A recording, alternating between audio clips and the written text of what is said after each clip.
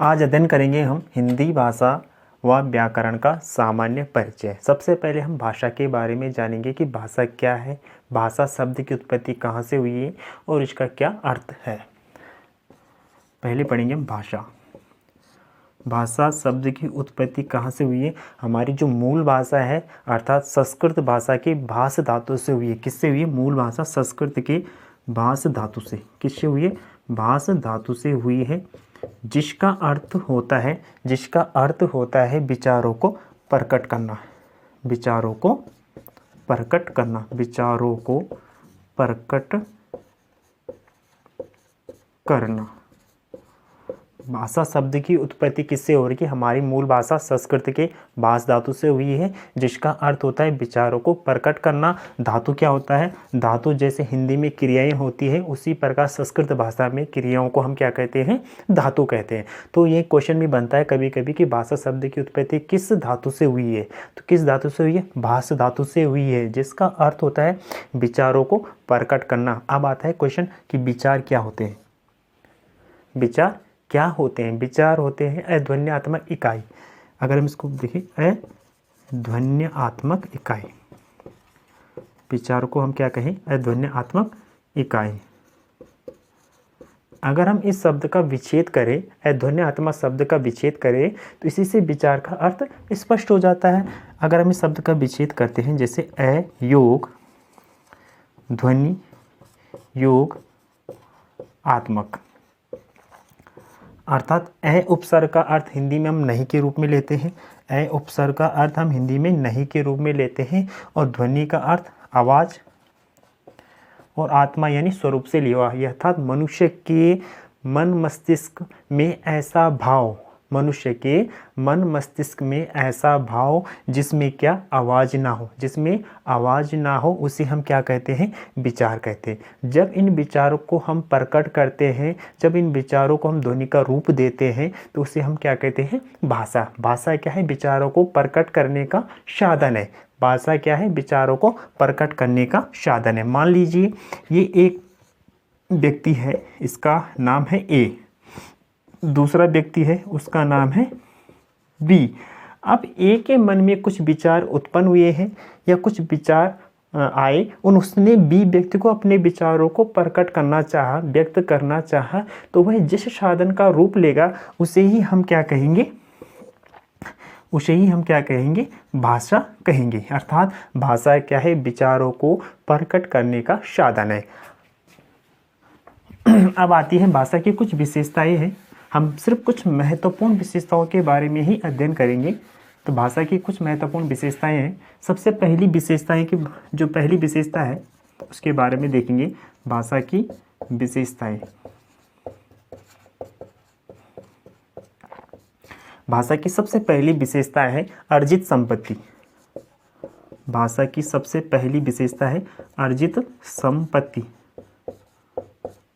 अर्जित संपत्ति सबसे पहली विशेषता है अर्जित संपत्ति, अर्थात भाषा जो है सीखी जाती है। कहाँ से सीखी जाती है? वे अपने परिवार से, अपने समाज से हम भाषा को क्या करते हैं? सीखते हैं। हम स्वयं से ही भाषा को नहीं सीख पाती। भाषा को हमें जो है दूसरों के यानी समाज के संपर्क में आके, परिवार के संपर्क में रह के हम क्या करते हैं? भाषा को सीखते हैं।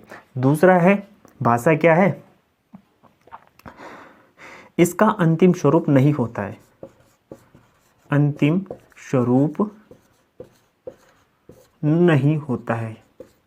अंतिम स्वरूप नहीं होता। भाषा का अंतिम स्वरूप नहीं होता। जैसे हमारी जो हमारी मूल भाषा थी संस्कृत, अब संस्कृत अगर जो है भाषा का अंतिम स्वरूप होता तो आज भी हम संस्कृत भाषा का ही प्रयोग करते, संस्कृत भाषा में ही अपने विचारों को व्यक्त करते, लेकिन भाषा का अंतिम स्वरूप नहीं होता। जैसे संस्कृत भाषा के बाद फिर पाली आई, प्राकृत भाषा आई, जैसे फिर हिंदी भाषा आई। तो इस प्रकार से भाषा का कोई अंतिम स्वरूप नहीं होता। भाषा क्या है? परिवर्तनशील है। भाषा क्या है? परिवर्तनशील है। तीसरी विशेषता है भाषा का मानक होता है, मानक रूप होता है। मानक रूप होता है। भाषा का मानक रूप होता है। प्रत्येक भाषा की अपनी क्या होती है? एक व्याकरण होता है और अपना एक क्या होती है? लिपि होती है। प्रत्येक भाषा की अपनी एक व्याकरण होता है और अपनी एक क्या होती है? लिपि होती है। जैसे मान लीजिए हमने किसी वर्ण का उच्चारण किया, जैसे हिंदी।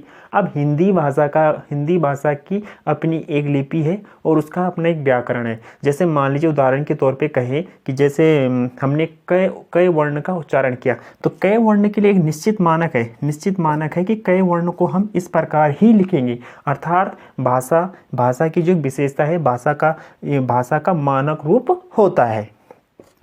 भाषा जो होती है हमें कठिन से सरल की ओर होती है, कठिन से सरल की ओर। अगली विशेषता है कठिन से सरल की ओर। भाषा जो है वो कठिन से सरल की ओर होती है। जैसे हमारी संस्कृत भाषा थी वह कठिन भाषा मानी जाती है, प्राकृत आई, पाली आई, उसके बाद हमारी हिंदी भाषा आई। तो भाषा जो थी वह कठिन से सरल की ओर बढ़ती गई। ये हमारी भाषा की कुछ विशेषताएं हैं। एक बार हम रिकॉल करते हैं। भाषा क्या है? अर्जित संपत्ति, अर्थात भाषा को हम सीखते हैं, परिवार में सीखते हैं, परिवार से सीखते हैं, समाज से सीखते हैं, एक दूसरे के संपर्क में आके हम भाषा को क्या करते हैं? सीखते हैं।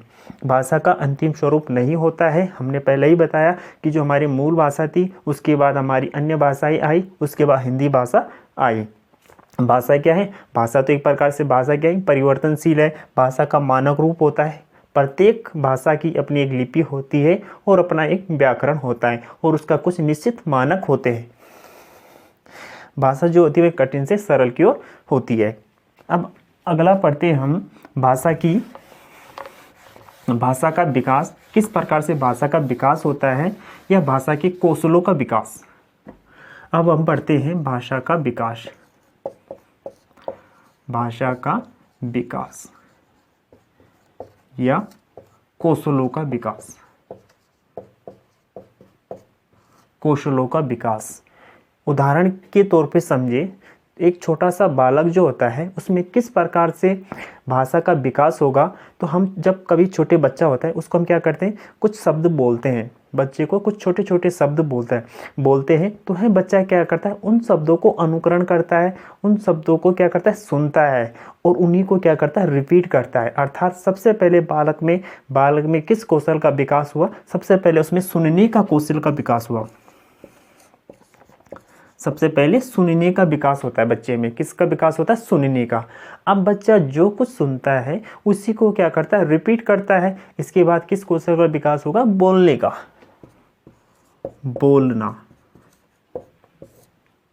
बोलने के बाद तीसरे कौशल जो होता है, तीसरे कौशल में आता है पढ़ने का विकास होता है। फिर किसका विकास होगा?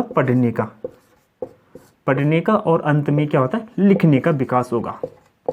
तो भाषा का जो विकास का क्रम है वो सबसे पहले सुनने का विकास होता है, फिर बोलने का विकास होता है, फिर पढ़ने का विकास होगा, फिर लिखने का विकास होगा। इसका एक ट्रिक भी है, एक छोटा सा ट्रिक में हम इसको याद कर सकते हैं। सुबोपली,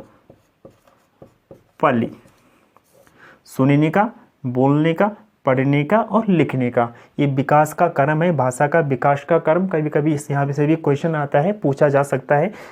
ठीक है, तो सबसे पहले सुनने का विकास होगा, फिर बोलने का, फिर पढ़ने का, फिर अंत में लिखने का विकास होगा।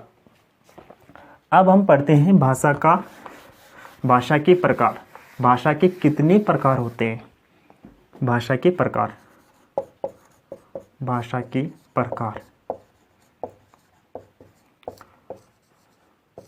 भाषा के 3 प्रकार होते हैं। पहला प्रकार मौखिक भाषा, दूसरा लिखित भाषा, तीसरा सांकेतिक भाषा।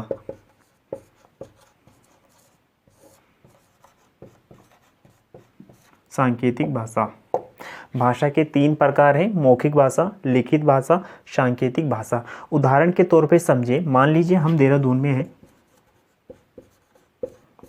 और हमें जाना है दिल्ली। अब हमारे पास 3 साधन है। पहला साधन है कि हम बस से जाएं, दूसरा साधन है हमारे पास या तो हम रेल से जाएं या तो हम किससे जाएं? वायुयान से। तो हमारे पास देहरादून से दिल्ली पहुंचने के लिए 3 साधन है, या तो हम बस से चले जाएं, या तो हम वायुयान से चले जाएं और या तो हम रेल से जा सकते हैं। इसी प्रकार से जो भाषा है वह विचारों को व्यक्त करने का माध्यम है। तो हम अपने विचारों को किन किन माध्यमों से व्यक्त कर सकते हैं? तो 3 प्रकार, या तो मौखिक रूप से व्यक्त कर सकते हैं, या तो हम लिखित रूप से व्यक्त कर सकते हैं, या तो हम सांकेतिक यानी हाव भाव, चिन्हों के माध्यम से, इशारों के माध्यम से क्या करते हैं? विचारों को व्यक्त कर सकते हैं। तो सबसे पहले देखेंगे मौखिक भाषा। मौखिक भाषा क्या होती है? जैसे मैं यहाँ से जो कुछ बोल रहा हूँ और आप लोग जो कुछ सुन रहे हैं वो क्या है? मौखिक भाषा। जैसे एग्जाम्पल के लिए रेडियो के द्वारा जो समाचार बोले जाते हैं उनको हम क्या करते हैं? सुनते हैं। नेता के द्वारा जो भाषण दिए जाते हैं उनको क्या करते हैं? हम भी सुनते हैं। अर्थात ये सब क्या है? मौखिक रूप है। ये सब क्या है? मौखिक रूप है। इसमें क्या करते हैं? एक व्यक्ति, जैसे मान लीजिए एक या एक से अधिक व्यक्ति क्या करता है? मौखिक रूप से अपने विचार को प्रकट करते हैं और सामने वाले व्यक्ति उसको क्या करते हैं? सुनकर ग्रहण करते हैं। इसी प्रकार लिखित भाषा क्या होती है? जब हम अपने विचारों को क्या करते हैं? लिखकर व्यक्त करते हैं और सामने वाले व्यक्ति उनको क्या करते हैं? पढ़कर ग्रहण करते हैं। इसमें आ जाएगी जैसे पत्र पत्रिकाएं या पुस्तकें, इसके कुछ उदाहरण हैं। जैसे इसके 1-2 उदाहरण मैं लिख देता हूँ यहाँ पे। मौखिक भाषा के उदाहरण रेडियो हो गया। और जैसे लिखित भाषा में आ जाएंगे पुस्तकें, पत्र पत्रिकाएं। अब आती है सांकेतिक भाषा, जो तीसरी भाषा मानी जाती है, सांकेतिक भाषा। सांकेतिक भाषा में ना तो हम मौखिक भाषा का प्रयोग करते हैं और ना ही हम लिखित भाषा का प्रयोग करते हैं। इसमें हम क्या करते हैं? हाव भाव से, इशारों से, कुछ चिन्हों के माध्यम से अपने विचारों को व्यक्त करते हैं। उसको हम क्या कहते हैं? सांकेतिक भाषा। इसके 1-2 उदाहरण, जैसे यातायात के चिन्ह। जैसे उदाहरण के तौर पे देखें, जैसे एक पुलिसकर्मी एक सड़क चौराहे पे कुछ गाड़ियों को संकेत करता है कि आप रुकिए और कुछ गाड़ियों को करता है कि आप चलिए, यानी इशारों के माध्यम से वो क्या करता है? संकेत देता है। तो ये वो क्या किस भाषा का प्रयोग कर रहा है? वहाँ पे वो क्या कर रहा है? सांकेतिक भाषा का प्रयोग कर रहा है। तो यहाँ पे सबसे जो सरल भाषा मानी जाती है वह मौखिक भाषा को माना जाता है और सबसे कठिन भाषा सांकेतिक भाषा। नोट के तौर पर आप याद रख सकते हैं, जब तक हमें कोई स्पष्ट ध्वनि या स्पष्ट ध्वनि सुनने को ना मिले और स्पष्ट वर्ण जो है पढ़ने को ना मिले, तब तक वह क्या है? सांकेतिक भाषा में ही आएंगे। जब तक कोई हमें स्पष्ट ध्वनि सुनने को ना मिले और स्पष्ट वर्ण पढ़ने को ना मिले, तब तक वह क्या है? सांकेतिक भाषा में ही आएंगे।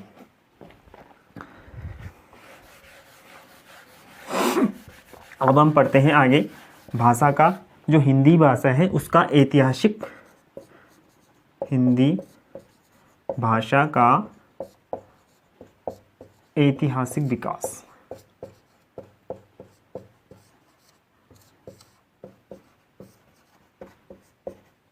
किस प्रकार से हिंदी भाषा का विकास हुआ उसके बारे में हम पढ़ते हैं। तो हमारी जो मूल भाषा है, जगत जननी भाषा जिसको कहा जाता है, वो है संस्कृत। मूल भाषा क्या है? संस्कृत। संस्कृत प्राचीन काल में 2 भागों में विभक्त थी। एक को कहा जाता है वैदिक संस्कृत, दूसरा है लौकिक संस्कृत। वैदिक संस्कृत, दूसरी लौकिक संस्कृत। वैदिक संस्कृत में वेद उपनिषद लिखे गए। वैदिक संस्कृत में वेद उपनिषद लिखे गए हैं और कठिन भाषा होने के कारण, कैसी भाषा थी? कठिन भाषा थी। वैदिक संस्कृत कैसी थी? कठिन भाषा होने के कारण इसका स्वरूप परिवर्तित नहीं हुआ। 1, 2, 3 लाइन में ही एक ही शब्द लिखा होता था। अर्थात यह भाषा जैसे कैसी थी? कठिन थी, इसलिए इसका स्वरूप परिवर्तित नहीं हुआ। लौकिक संस्कृत में जैसे रामायण, महाभारत जैसे ग्रंथ रचे गए हैं और यह भाषा उस समय आम लोगों की बोलचाल की भाषा थी। इसका स्वरूप परिवर्तित हुआ और इसके बाद पाली भाषा का उद्भव हुआ। पाली भाषा के समय बौद्ध धर्म प्रचलित में था। पाली भाषा के बाद प्राकृत भाषा का उद्भव हुआ और प्राकृत भाषा के समय जैन धर्म प्रचलित में था। प्राकृत भाषा का ही एक बिगड़ा रूप, प्राकृत भाषा का ही एक बिगड़ा रूप जिसे हम कहते हैं अपभ्रंश।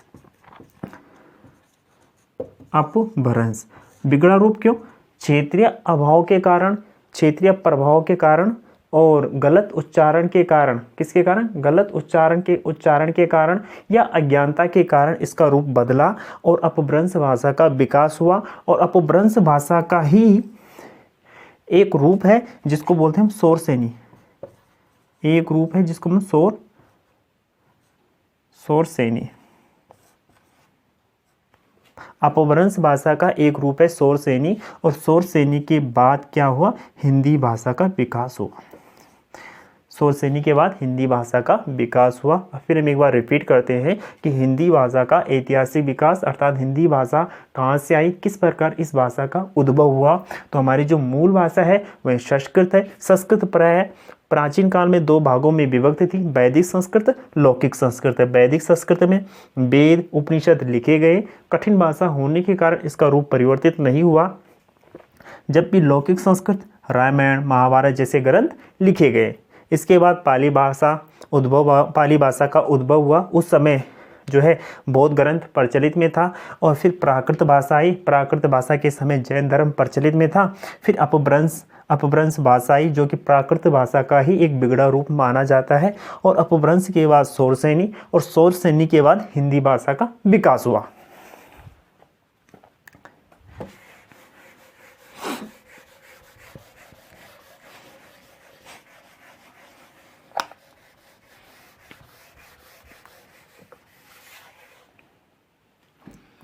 अब पढ़ते हैं हम हिंदी भाषा का संवैधानिक महत्व।